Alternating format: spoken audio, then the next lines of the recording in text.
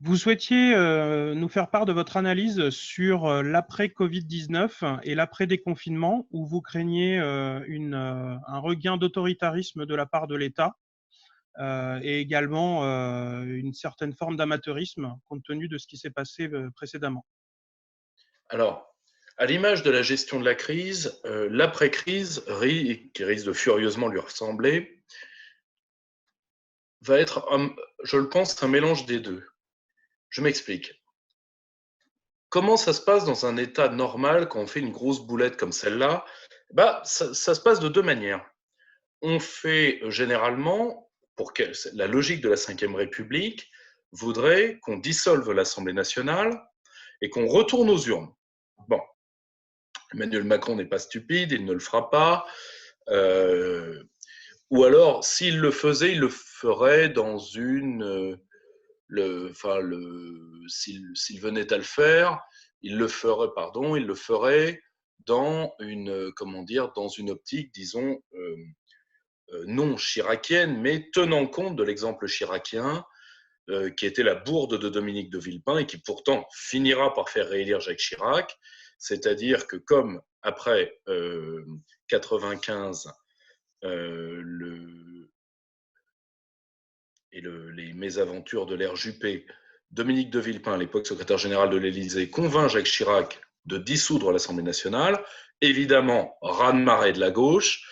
Dominique de Villepin sera détesté par la droite pour ça, et pourtant c'est ça qui fera réélire Jacques Chirac, qui sinon n'aurait jamais été réélu, et a montré l'inanité, non de la personne, mais du style de gestion de Lionel Jospin, qui amena, grâce également à une concentration des voix à droite par le retrait de Charles Pasqua et un éparpillement des voix à gauche qui n'est pas lié à Jean-Pierre Chevènement, qui au contraire a certainement plus affaibli la droite que la gauche, mais surtout à Christiane Taubira, bon, qui elle a pris un public captif du PS, donc une partie de l'électorat indigéniste et aussi une partie, disons, abandonnée malheureusement d'une partie de nos frères des Domtar.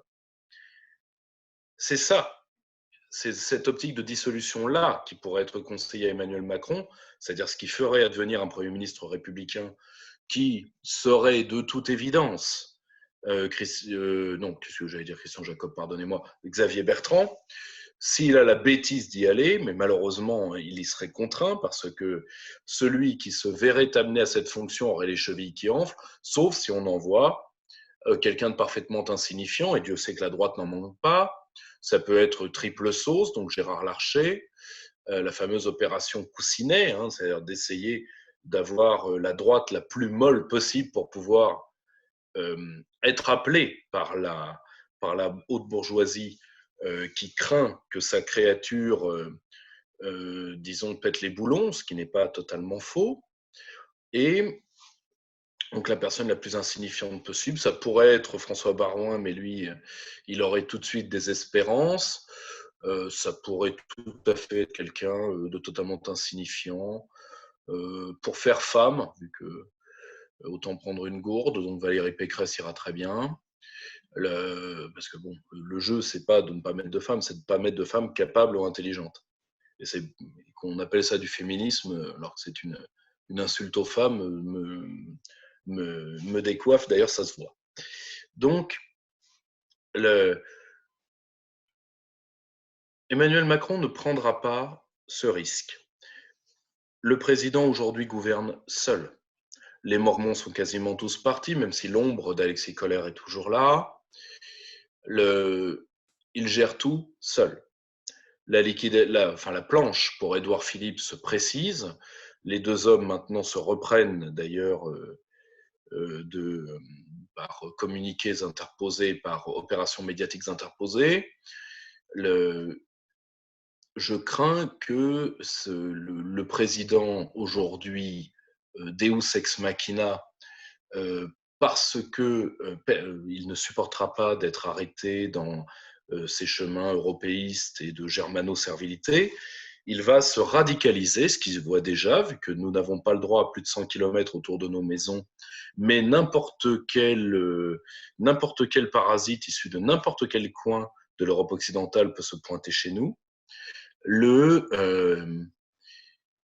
il fera tout pour sauver les flux. Il n'a toujours pas compris que cette crise est une crise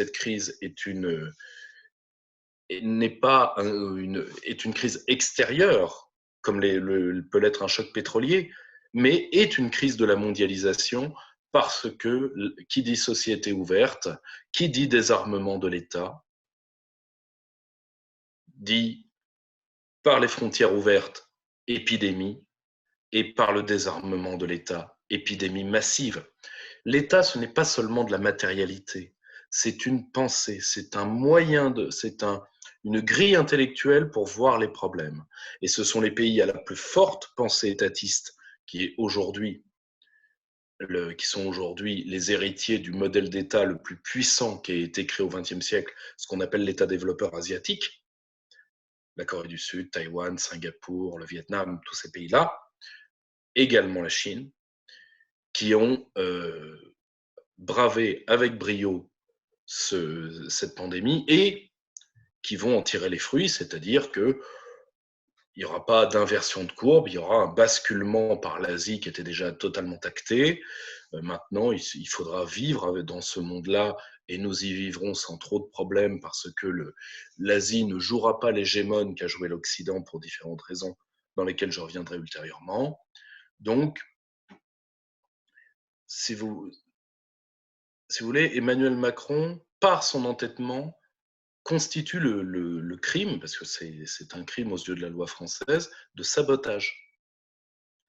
Il s'accroche à un monde qui est mort. Tous les pays européens ont fermé leurs frontières, sauf nous. Ce faisant, ils sont tous justiciables de l'ordre communautaire, mais l'ordre communautaire ne va pas tous les poursuivre parce que, pour une raison qui est assez simple, c'est que les capitaux, eux, tournent encore et que la circulation des personnes se fasse à éclipse, c'est pas grave. Si vous voulez, c'est embêtant, mais de l'avis des eurocrates, Schengen s'en remettra. Ça, c'est pas un gros problème. Ça permet également, en réalité, de nous vendre l'alter-Union européenne, des gens comme Orban, c'est-à-dire des gens qui disent l'Union européenne contre le populisme, donc contre la souveraineté, contre la démocratie. C'est-à-dire qu'il faut que l'Union européenne nous protège des migrants, des machins, des trucs, y compris des virus, qu'on ferme les frontières de l'UE, ce qui n'a pas de sens. Si vous voulez, la plupart des infectés sont en Europe aujourd'hui. Donc c'est la frontière avec les pays européens qu'il faudrait fermer d'abord.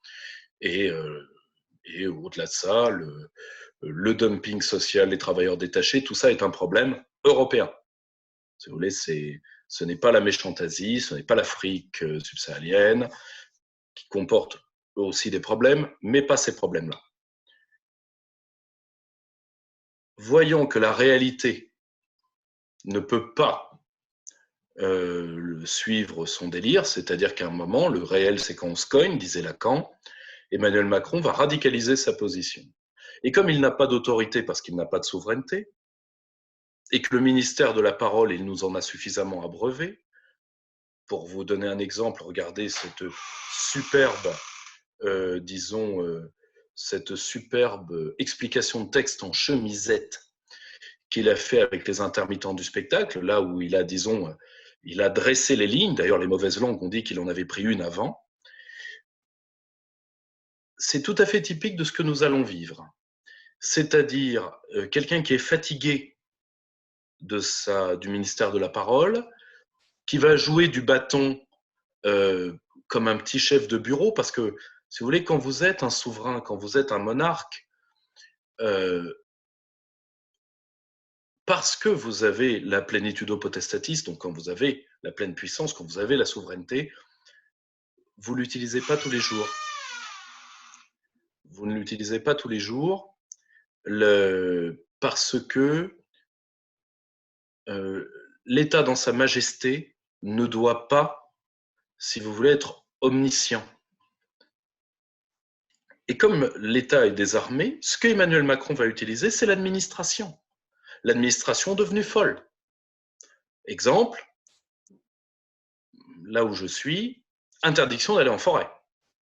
Alors déjà, les forêts, pour un peu les fréquenter, déjà quand vous y croisez du monde, mais alors les forêts post-confinées, bon. Mais vous voyez, qu'est-ce qu'une administration? C'est une machine à normer, c'est une machine à faire des normes. Quand la logique de la Ve République, c'est l'État est au-dessus de l'administration. L'État diffère de l'administration. Vous avez des arrêts du Conseil d'État, particulièrement sur la période de la France libre, qui sont très clairs là-dessus. Nous y reviendrons peut-être un autre jour, dans, disons, des débats plus théoriques. Mais une administration qui reçoit ses ordres, disons, de la xénocratie, donc de Bruxelles et de Berlin, et qui peut se permettre de court-circuiter son propre État, devient folle par nature, c'est-à-dire elle devient une machine à normer de manière dépolitisée. Donc les plages sont interdites, ce qui n'a pas de sens, et vous avez des tas de choses qui n'ont pas de sens.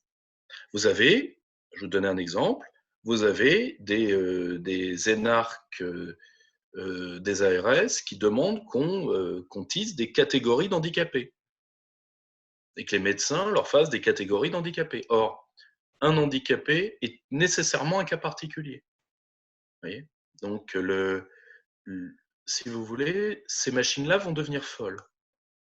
Emmanuel Macron va donc les utiliser, ainsi qu'utiliser la servilité de la magistrature, d'abord pour blanchir les siens, ça a été la pantalonnade de la tentative de mettre, enfin d'utiliser les maires pour dire bah oui, le pauvre petit maire, et c'est vrai que le maire en France est disons, un parent pauvre de la protection juridique, c'est indiscutable de le dire, mais particulièrement le maire de petits villages et de petites villes. Si un panneau de basket qui tombe et qui tue quelqu'un, c'est pour sa face. Mais on va dire aux maires qu'on fait une loi d'amnistie pour eux, mais comme la loi générale est impersonnelle par nature, eh bien on va généraliser l'amnistie aux fonctionnaires et à la Macronie. Bon, hein, ensuite, on est d'accord, hein, les lapins. Plus personne ne se fout de la gueule du mafieux Macaroni ou d'Amin Dada ou de qui vous voulez. Hein, là, après, Buzyn-Lévy contre Raoult, maintenant, opération main lavée en Macronie. Donc là, on est au niveau, tourne à droite après la République bananière.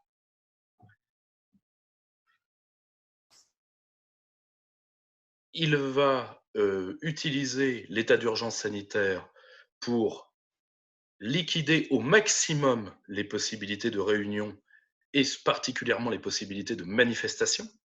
Et de l'autre côté, il utilisera, d'ailleurs la loi Avia va être, nous sommes aujourd'hui le 11 mai, elle sera adoptée le 13, il va utiliser tout ce qui a été balancé sur le net en termes de conneries, c'est tout à fait normal, puisque le premier père des fake news du Covid, c'est Emmanuel Macron lui-même, vu qu'il a contredit son discours, le cas typique, le masque ne sert à rien, mais c'est 135 € pour ta face si tu ne le mets pas.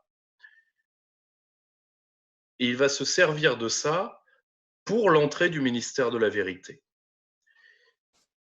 Avec Pierre Jovanovic, il y a quelques années, je m'étais permis un petit commentaire qui disait le grand gouvernement central, ensuite la dictature. Nous y sommes. Cette dictature durera-t-elle? Très difficile à dire. Très difficile à dire parce qu'Emmanuel Macron est prêt. Son eurocratisme a déjà du sang sur les mains. Enfin, l'eurocratisme a toujours du sang sur les mains. Hein. N'oubliez pas, hein, la collaboration, c'était ça, tous ces gens-là, c'était ça. Donc, si vous voulez, quand quelqu'un vous dit il faut faire l'Europe, attendez-vous à des mises en bière. Si l'Europe s'effondre par un choc extérieur, il risque d'ailleurs de se jeter dans les bras de l'Allemagne, bon déjà qu'il veut à peu près tout leur donner, mais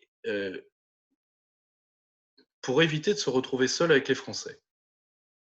Surtout qu'Emmanuel Macron doit à tout prix faire comprendre aux parts d'En Marche, parce qu'en réalité, là, le groupe sociologique d'En Marche, d'où l'affaiblissement du groupe parlementaire, mais les 3 groupes sociologiques d'En Marche sont en train de se séparer.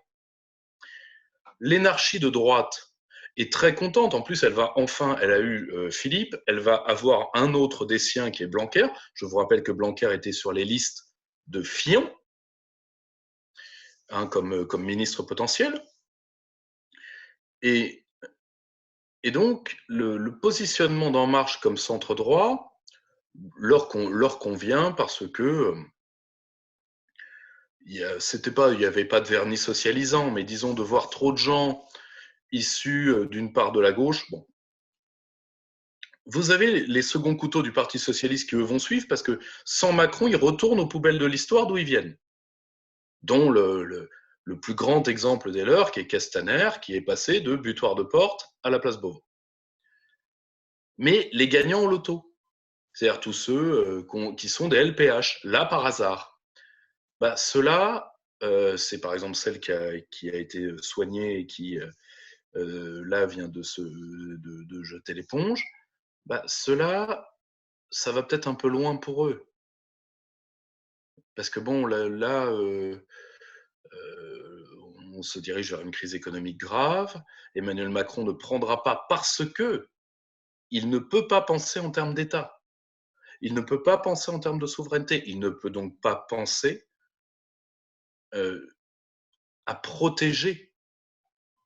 Parce que face à des flux négatifs, parce que si vous voulez, on pense que la mondialisation, c'est des flux et que tous les flux sont positifs. Pas du tout. Pas du tout. Face aux flux négatifs, il faut ériger des digues. Emmanuel Macron est incapable de penser ça. Donc, il va taper comme un sourd sur la totalité de l'opinion qui sera en désaccord. De l'autre côté, comme ces équipes, bon, le cas typique, c'est la pauvre Sibeth Ndiaye, mais qui est malheureusement le bourgeon de cette nullité. Sibeth Ndiaye est la butte témoin de cet amateurisme d'En Marche qui fait que, comme l'État, c'est la verticalité, si vous le mettez dans la logique de flux, tout simplement, ce n'est pas son job. Donc, un chef de rayon à Carrefour obtient les masques avant un énarque. Tout simplement. Alors que l'État, c'est planification, production stratégique, stock stratégique. Et donc, ensuite, vous laissez, si la crise arrive, vous êtes prêt. N'oubliez jamais les bases de la logique étatique. Contrôler, contrer. Emmanuel Macron n'est pas capable de penser ça. On n'est pas capable, ces hommes n'en sont pas capables. Donc, il va compenser avec « c'est moi le patron, vous fermez votre gueule », mais pas comme un monarque le fait. C'est là où quelqu'un comme Vincent Lindon, qui est bien mignon, dans sa vidéo, ne connaît absolument rien de la monarchie ou de la figure monarchique du président de la République sous la Ve République. Si vous voulez, la souveraineté est restaurée dans le silence. Si vous voulez, que c'est important quand le président de la République, tel que notre Constitution le fait, c'est important quand celui-ci parle. Emmanuel Macron a prostitué sa parole. Bon, il l'a abaissée. Il a un peu mis Philippe en avant, mais c'est pour mieux l'abattre. Ce faisant, il a repris les injonctions, enfin les us et coutumes du nain magyar et du bibendum, qui ont définitivement nié le sens profond de la Ve République. Comme il ne peut pas recruter de nouvelles équipes, tout simplement parce que ça ne marche pas. Vous avez des postes à l'Élysée qui ont mis près d'1 an avant d'être pourvus. Vous allez revoir cette bande de guignols. Ça va se poser sur tout. Est-ce que les gosses rentrent ou pas?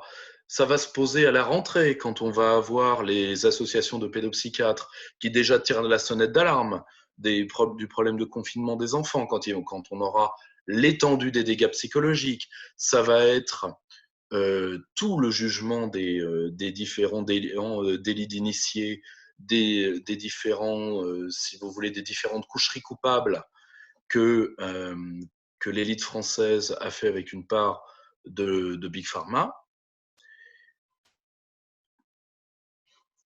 Il y a une peur d'un retour d'un scandale, disons ce que j'appellerais un scandale sparadrap, comme celui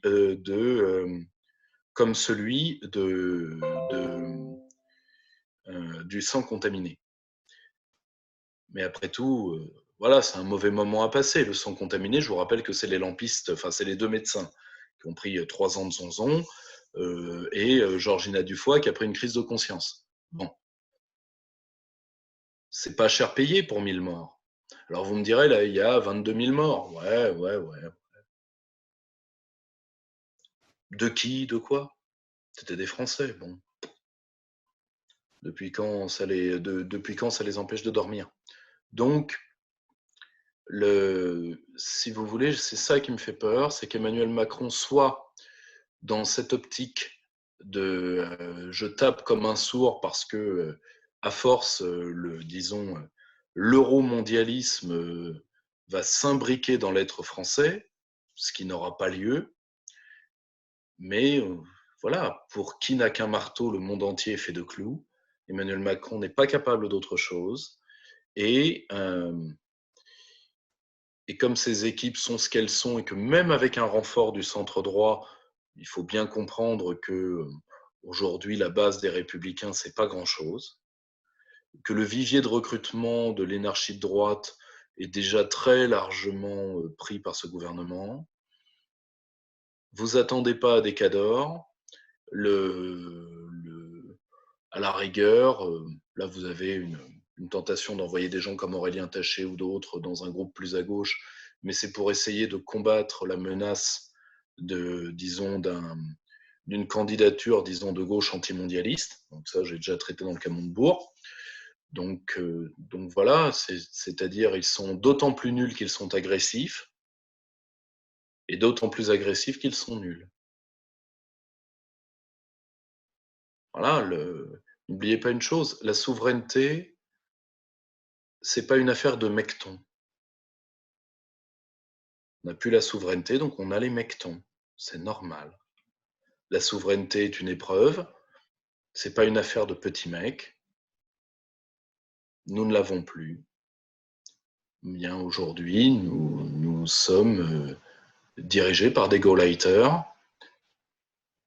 et je crains que ça s'amplifie dans une crise qui a été manquée tout simplement parce qu'elle n'a pas été pensée, parce que le monde des flux et de la mondialisation bisounoursique, théoriquement, ne doit pas connaître de crise.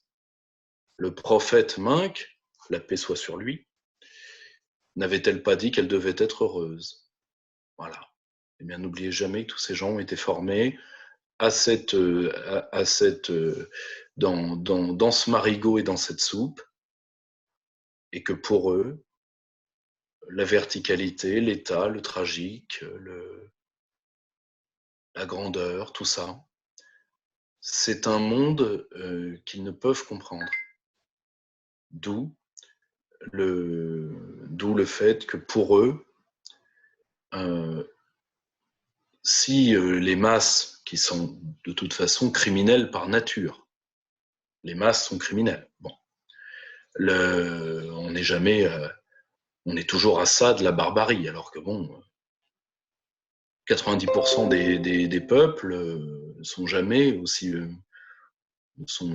en rebarbarisation au XXe siècle. Bon, il y en a un qui le fait pas trop mal, hein, il n'est pas très très loin d'ici d'ailleurs, mais mis à part ça, en réalité, comme Emmanuel Todd le dit très bien, parce que nous avons raté l'évolution des dynamiques sociales et des élites, eh bien, le talent est retombé dans une partie de la population qui est plus intelligente et l'encéphalogramme plat s'est mis en haut. C'est tragique, c'est dramatique, mais ça fera une raison de plus de relever le pays. Je vous rappelle que quand Saint-Louis a voulu relatiniser les grandes universités, il ne restait que 3 latinistes dans tout le royaume. ce ne sera pas notre première renaissance. Chers camarades, si tu veux plus de contenu, de réinformation, d'éducation populaire et de formation intellectuelle, n'hésite pas à faire un don sur notre page Tipeee.